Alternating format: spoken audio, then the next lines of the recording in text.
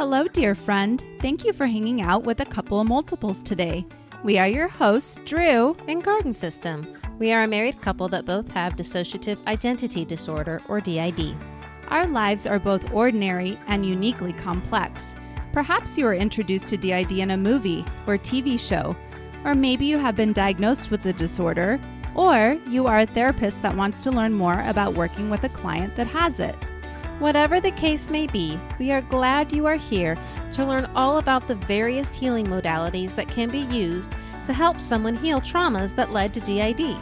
You are making a difference by choosing to listen to this podcast today because healing is possible and people with dissociative identity disorder can lead extraordinary lives. You can help dispel myths about DID and help spread awareness by sharing this podcast with a friend or loved one. Please visit acoupleofmultiples.com. Together, we can make a difference by taking the disorder out of dissociative identities.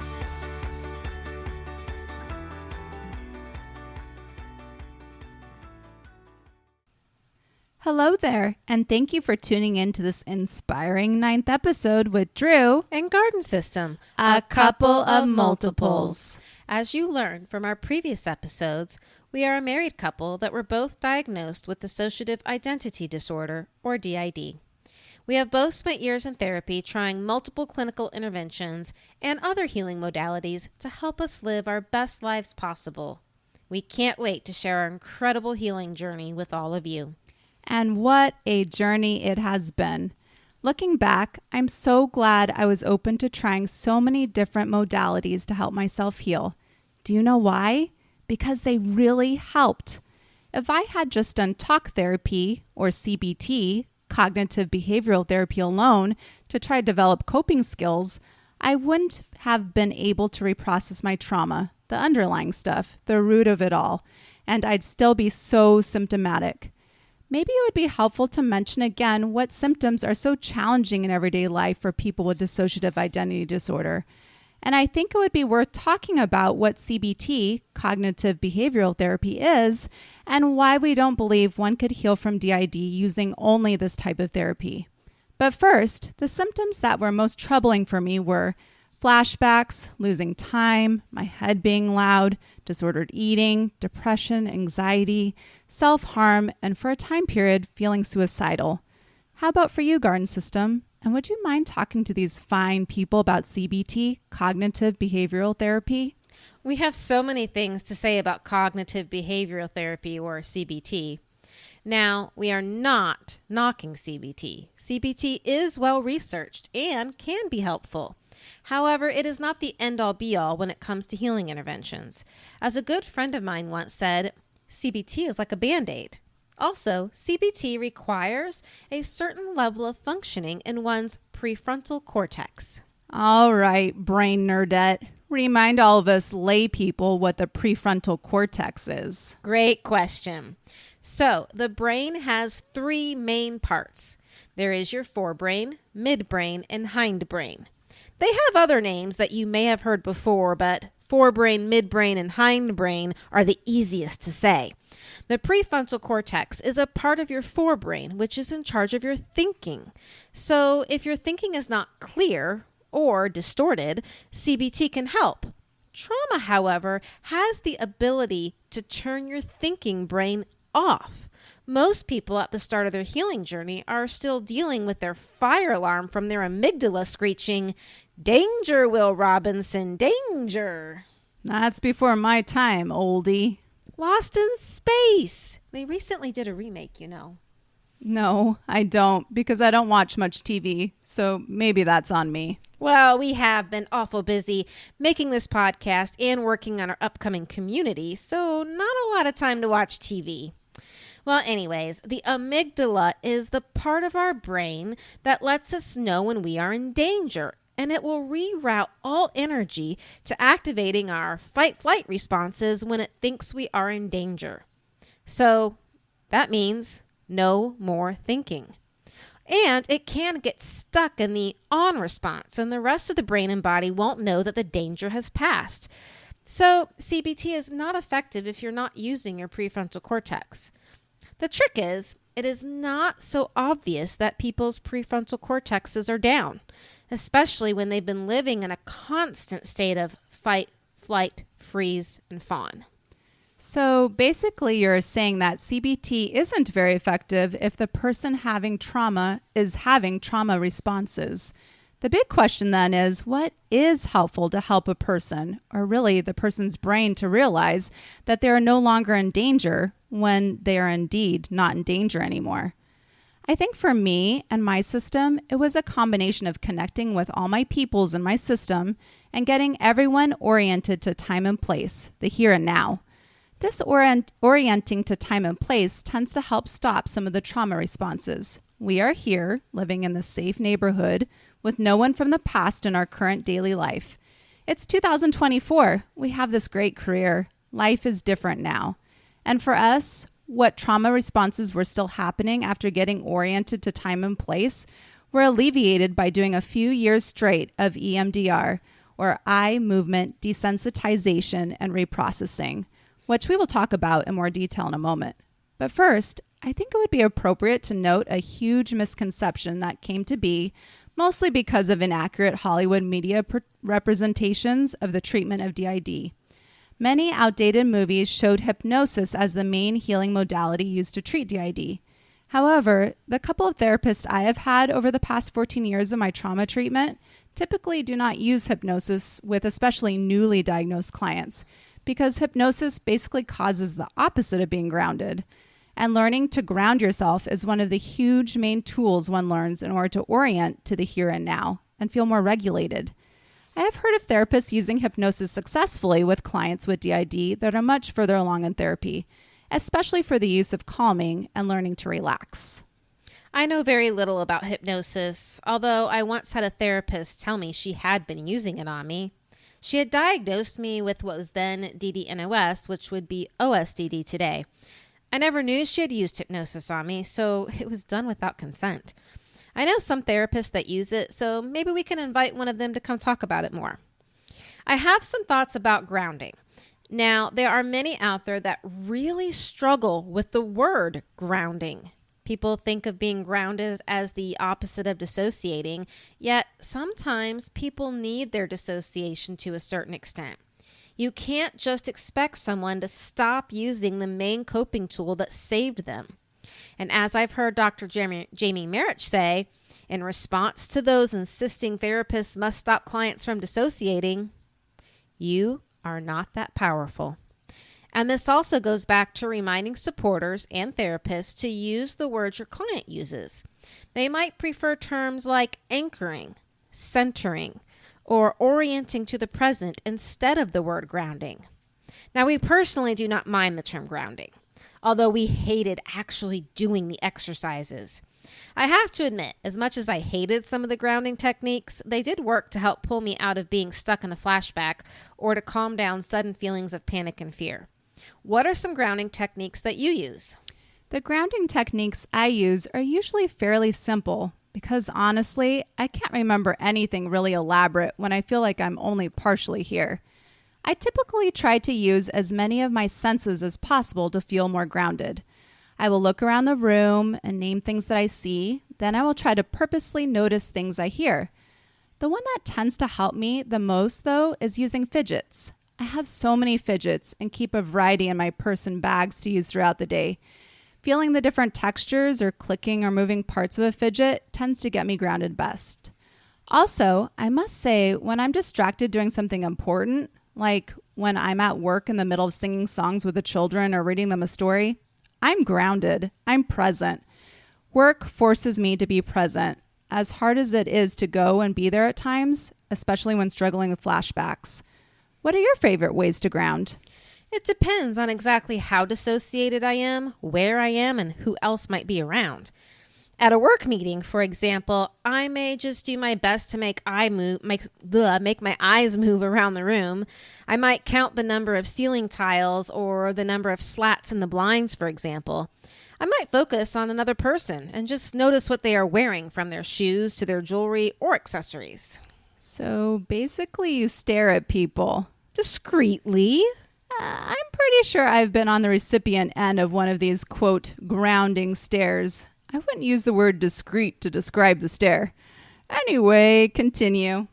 Our audience can't see it now, but we are staring at you. When I'm feeling super overwhelmed and I am by myself, I like to do the tree grounding exercise. There are a few variations of this, and we have friends in a Kirtan band that sing a song about being a tree that Daisy absolutely loves. What we do is we plant our feet firmly on the ground and sit up straight. Then we imagine that there are roots growing out of the bottoms of our feet and straight into the floor. We imagine those roots growing longer and longer and reaching deeper and deeper. Then we sort of let ourselves travel back up into our feet, up through our legs and torso, and into our head and arms, and imagine ourselves with branches reaching up higher and higher towards the sun. And then we imagine the sunlight soaking right into our branches and just filling all of our insides up with warmth and light. The image of a tree helps us to feel strong and steady. Oh, yes. I do this tree grounding exercise too. I especially love the image of the roots going down into the ground part. It feels anchoring.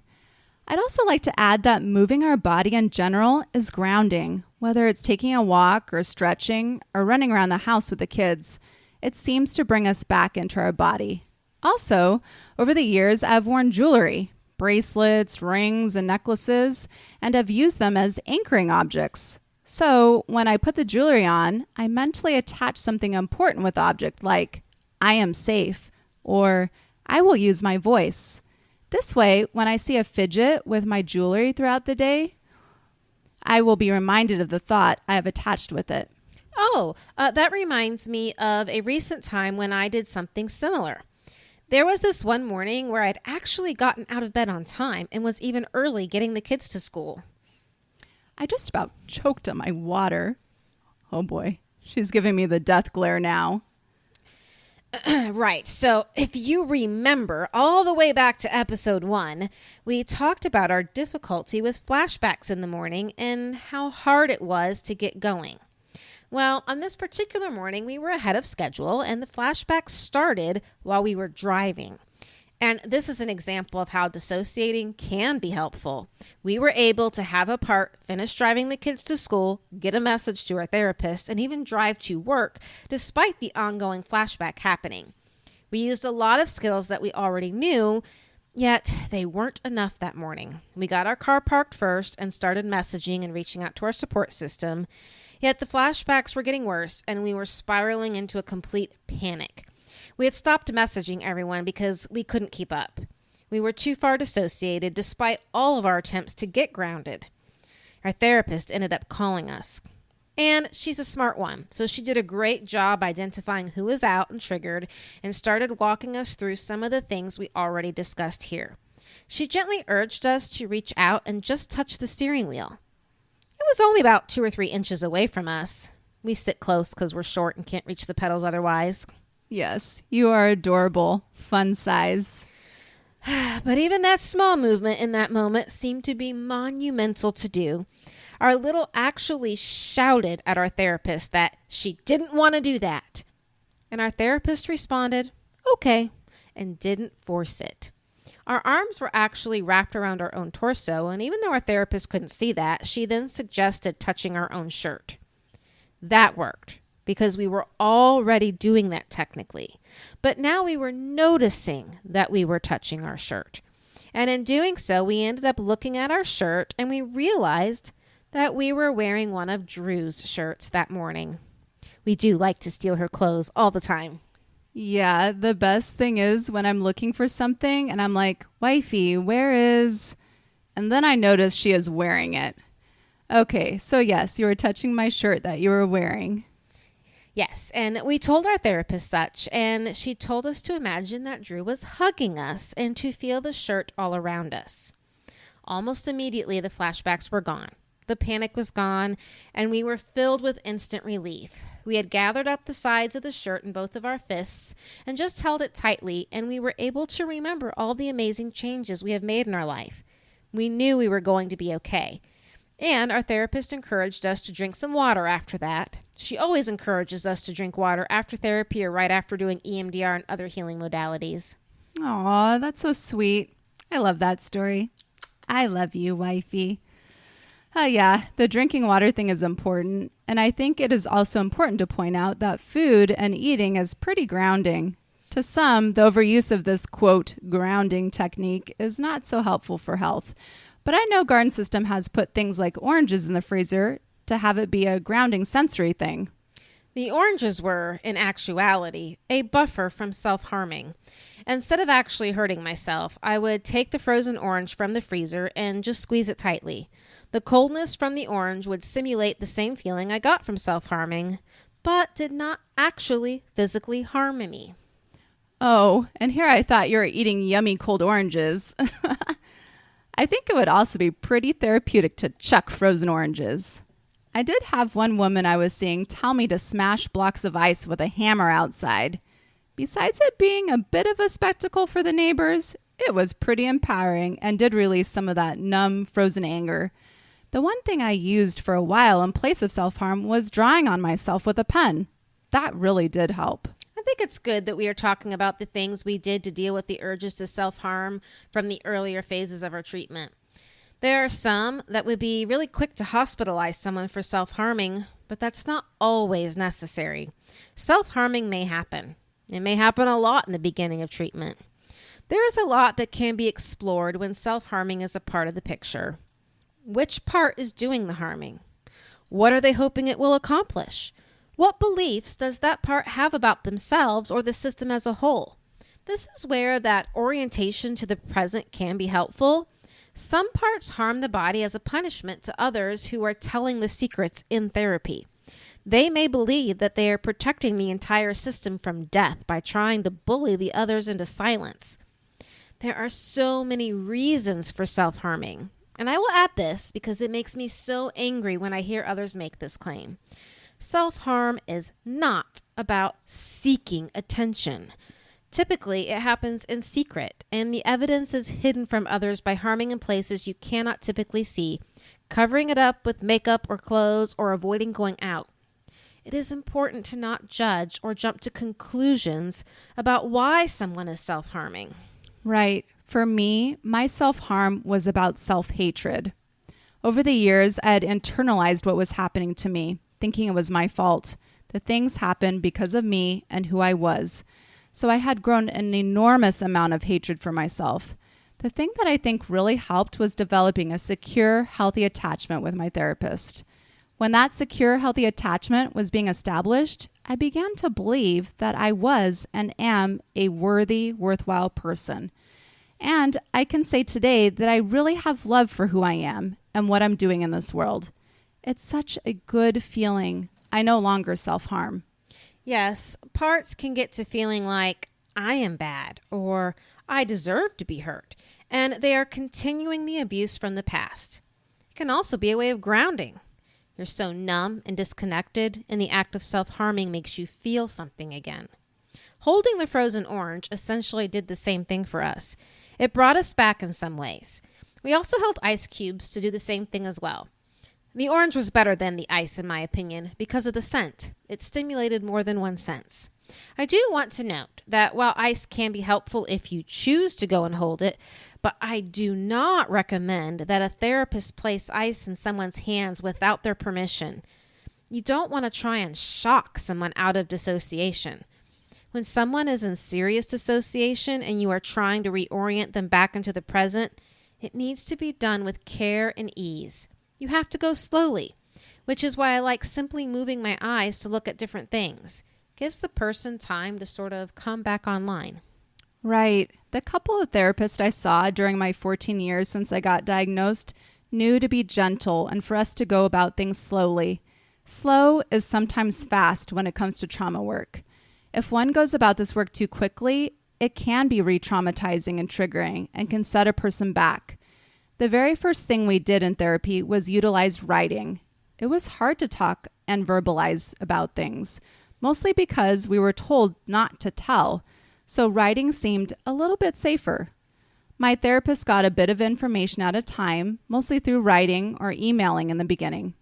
I personally think emailing with clients that have DID is important because not everyone in a system that may have wanted to say something during a session can when another part is out and talking. Allowing emails can help gather more information and help build trust between parts and the therapist. There is no need for the therapist to send lengthy replies either. A simple acknowledgement and "let's talk about this when I see you next session" is enough. We also did some art, drawing specifically of how we saw our others inside and what our internal landscape and our internal world looked like. This provided more information and organization of our system. Writing was also our primary way of doing a lot of work in the beginning. Talking in therapy was extremely hard. There was so much shame and fear that we would literally sit there and just stare at our therapist the entire session.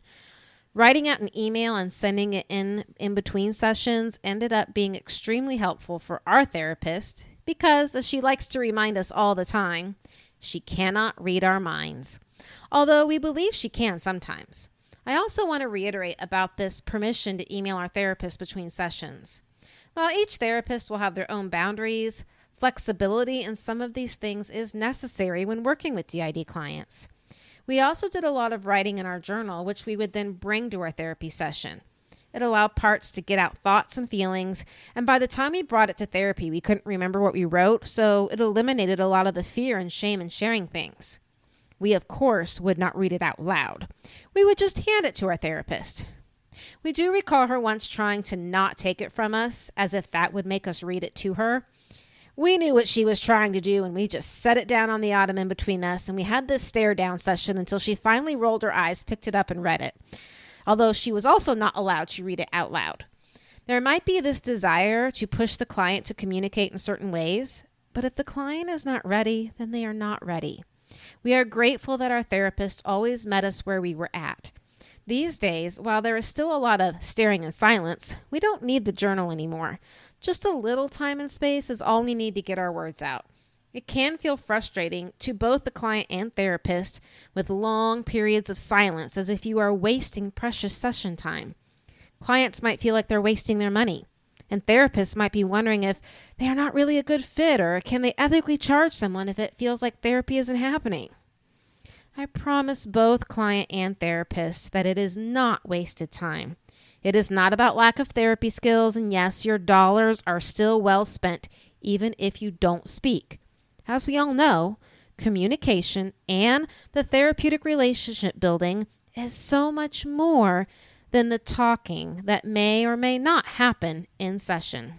I agree entirely with this. A lot of healing that happens in therapy has to do with the relationship that is built between the client and the therapist, and the attachment issues that are addressed and healed through consistency, solid boundaries, patience, and unconditional positive regard. And while writing and art helped many of my teen and adult parts to, quote, talk and gather information, not all of my parts that held valuable pieces of my trauma history were going to write, especially my littles. One of my therapists had an actual play therapy room, and she did not hesitate to bring us in there and do therapy with my littles. It was super hard for my littles to not interact with the things in the play therapy room. It was very exciting for them, and my therapist was able to gather a lot of information about what my littles remembered from play. One time, Ramona built a little house and started putting things in it, and our therapist tried handing her some play food to put into the house, and Ramona refused to put the food in the house. Seemingly small interactions like this can give a lot of information and help to build a positive relationship between younger parts and the therapist.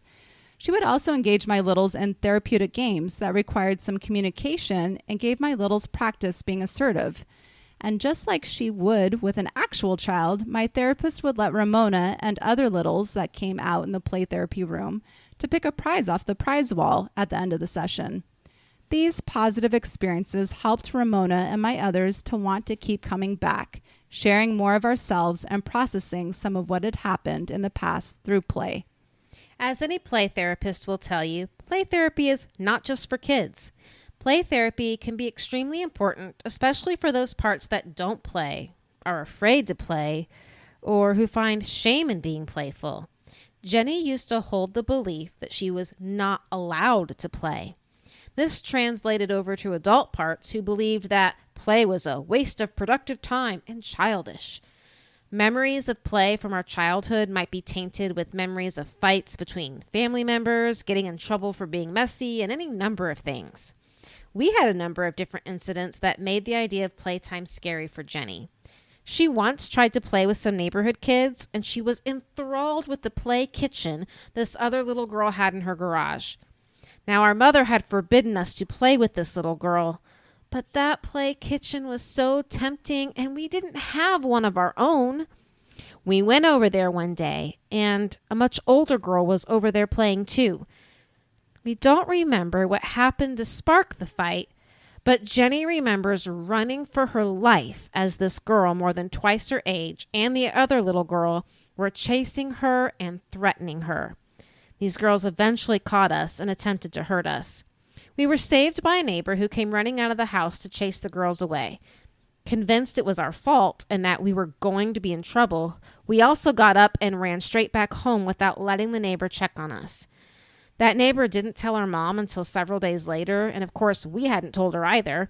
My mother's angry reaction was perceived as though she was mad at me, although now she was probably more angry that I had been hurt. Overcoming this trauma in therapy involved having some corrective experiences around play.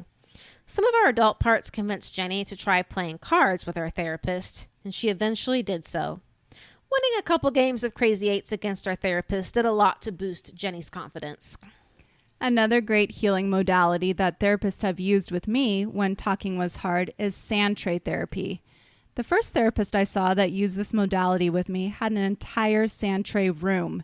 It had several large sand tray tables, and the walls were covered in shelving with miniatures that clients could choose from to put in their sand trays. I remember my little Ashley, who usually only says a few words and is mostly silent, created a sand tray of one of our most traumatic memories, a memory that took us years to verbalize about. Since no talking is required during sand tray, she was able to show her memory through picking out objects and placing them in the tray. She moved the objects around and placed them to show what happened without using words. Ashley ended up crying a lot when she was done, and our therapist covered the sand tray with a white sheet and said something to the effect of, "You are releasing some of the pain now." It was a really healing moment, and the magic of it was we hadn't said a word.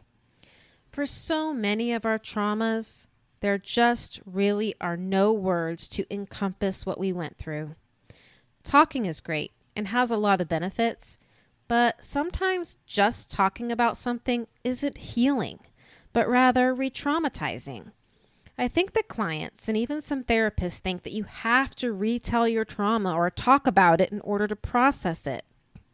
You can talk all day long about your traumas without actually processing any of it. The sand tray was also very helpful for us too. Some therapists might feel a bit intimidated with an intervention that is mainly used for children, but again, sand tray is great for adults too. When words are not enough to convey our story, building it in the sand tray paints the picture more fully. The sand tray also ended up being a good place to help us express the ruptures in the therapeutic relationship so that our therapist could properly show us how to repair. Which further demonstrates how healing the therapeutic relationship can be. Another healing modality that we had the privilege of participating in early on in our journey was equine, or horse therapy. Contrary to popular belief, this is not about riding horses. In all the times I participated in equine therapy, only one session involved us getting on the horse. This was after a few sessions of equine therapy. Horses are extraordinarily aware of humans' emotions and states of being. Interacting with them can tell you a lot about where you are at personally. The sessions I had were about using assertiveness to direct the horse through an obstacle course of objects without touching the horse or leading it. Being assertive is something many survivors of trauma and abuse struggle with. Trying to stand up for ourselves during abuse was not allowed and was punished. So learning and practicing being assertive now is yet another corrective experience. A horse is also a lot bigger than a human, so the experience can feel intimidating, but also serves as a corrective experience when the gentle giant is just that, gentle. I highly recommend equine therapy and interacting with horses in general for healing. Animals have been a huge part of my healing journey. Garden System and I have 4 cats, a dog, and 3 fish tanks here in our home. Taking care of and interacting with our animal friends on a daily basis helps with so many symptoms, especially anxiety and depression. Animals give love no matter how your day was or what you accomplished. Having an animal friend, no matter how big or small, has been proven to help people heal. Animals are a great way to start healing a lot of trust wounds. When trusting people feels impossible, you can lean on an animal. Having a small animal to care for can help provide purpose and hope to a lot of individuals. Our cat Ezekiel has been a lifesaver on numerous occasions. I have never had the opportunity to participate in equine therapy, but it is something we are highly interested in trying. We have had a few riding lessons in our lifetime and enjoy riding on trails when the opportunity arises. I think we should do this together, wifey. Sign us up. So ready. Horses are amazing. Yes, we participated in quite a few healing modalities that we have talked about so far first, including riding, play therapy, sand tray, and equine therapy before we started doing EMDR, which is eye movement, desensitization, and reprocessing. The biggest benefit from EMDR for my system was not having the same emotional traumatic responses after using bilateral stimulation to reprocess memories that used to continually bother me. Wifey recently finished her basic training in EMDR, and I'm sure she can't wait to share more. Oh yeah, EMDR was extremely helpful for us, but we had to do a lot of out-of-the-box adjustments to make it work for our system. The basic premise is to identify a negative belief and a corresponding memory. Usually you want the earliest memory associated with that belief. Then you use some form of bilateral stimulation as you focus on the worst part of that memory. We had previous therapists attempt to use those hand buzzers, and those really freaked everyone out inside. It didn't matter how slow or soft the settings were, the buzzing sensation felt extremely triggering. We kept refusing to do EMDR because of this. Our current therapist was willing to try something different with Daisy. At the time, Daisy was struggling with some intense flashbacks to one of our earliest narrative memories of abuse. She was also super obsessed with markers and often requested to color during sessions. Our therapist suggested that she use the markers to draw lines back and forth on the paper to simulate the same bilateral eye movement that is used in EMDR. Being allowed to use the markers made Daisy happy and willing to try EMDR once again. It took quite a number of sessions over a long time span with many breaks in between, but eventually Daisy was able to visualize the rest of the system coming to her side to rewrite the memory with a different ending. This breakthrough was the first time we had parts actually coming to each other's aid and offering internal comfort to each other. We were finally learning to love ourselves here. EMDR brought my system together too. It did take us a moment to figure out who was going to be out in the body to do EMDR. And with each memory, we decided beforehand who wanted to be there to reprocess the specific memory. For memories that belonged to very young littles, we had Journey, one of our calm adult parts, hold the little in her lap while she was out in the body reprocessing the memory with EMDR. Having the little close by to access the memory while being supported by the older adult part, Journey, was key to having us stay within our window of tolerance, which we talked about in a previous episode. For many memories, we had many parts of ourself there reprocessing the memories with the one that was out in the body. It felt supportive, and it helped all the parts of me empathize with one another, and our memories that were once fragmented became a more fluid part of our story. We used headphones with a tone traveling from one ear to the other for the bilateral stimulation.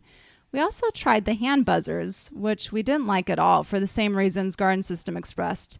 The vibrations were triggering, and we also tried the light bar, where you watch light travel from one side of a bar to the other. The thing we disliked about that was we had to have our eyes open, and it felt a little too hypnotic tracking the light back and forth. We did choose to have our eyes closed with the headphones on most of the time, but sometimes we did open our eyes and stare at a singular object if things started feeling too intense. All in all, I feel like EMDR had the most profound effect on easing my traumatic responses. And different parts will have different wants and wishes about who can be present during EMDR. Daisy was all about having others there to be with her, but not Jenny. Jenny did not want anyone to see her memories and would not do EMDR if she thought any one of us was watching or trying to look. Like Daisy, she did not want to hold the hand buzzers or try the light bar. One time she did try the headphones with the alternate beeping, but she was not a fan. Like Daisy, she too wanted to draw lines, but instead of markers, she used her fingers in the sand tray box. She would set up certain figures in the corner that could watch. The figures represented herself, our current therapist, and a therapist Jenny met when we went inpatient once, and a tree. The tree is a whole story on its own, which we might share another time.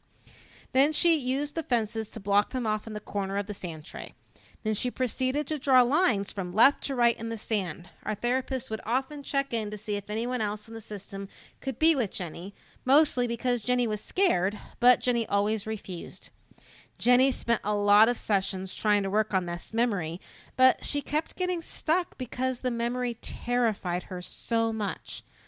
Finally, our therapist suggested she just draw lines about being afraid instead of about the memory itself. And that was the key to reprocessing that memory.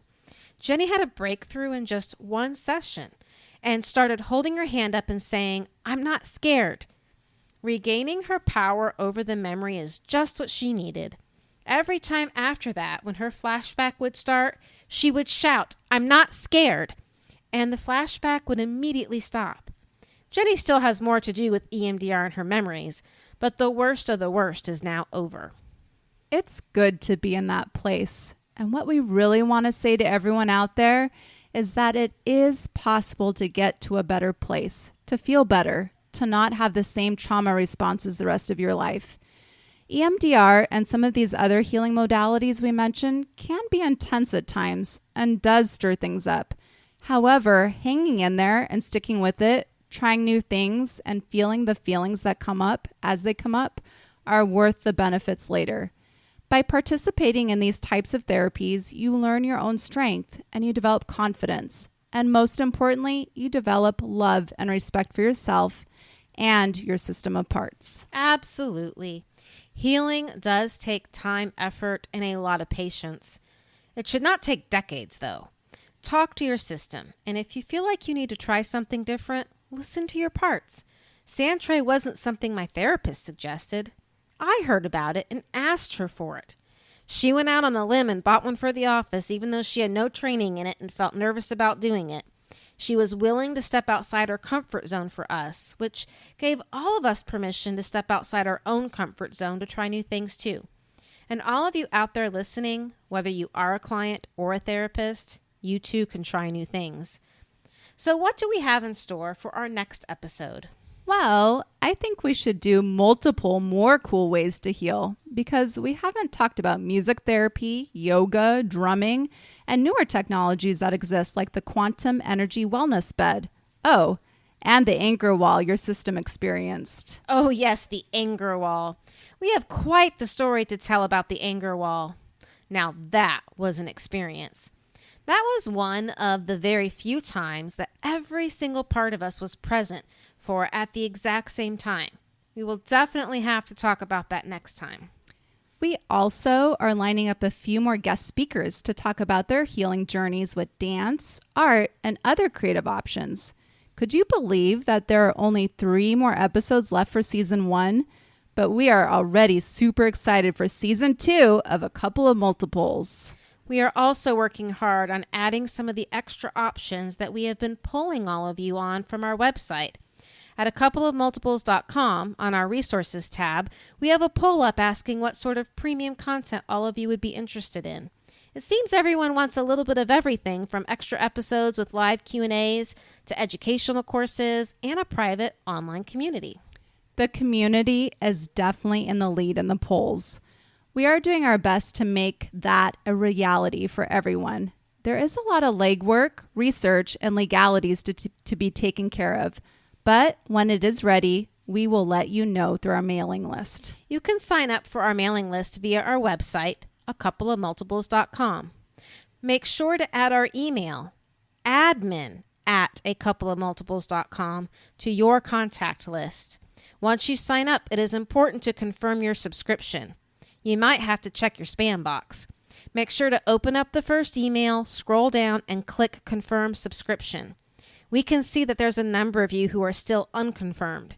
If you are not receiving emails, please let us know by reaching out to us at admin@acoupleofmultiples.com.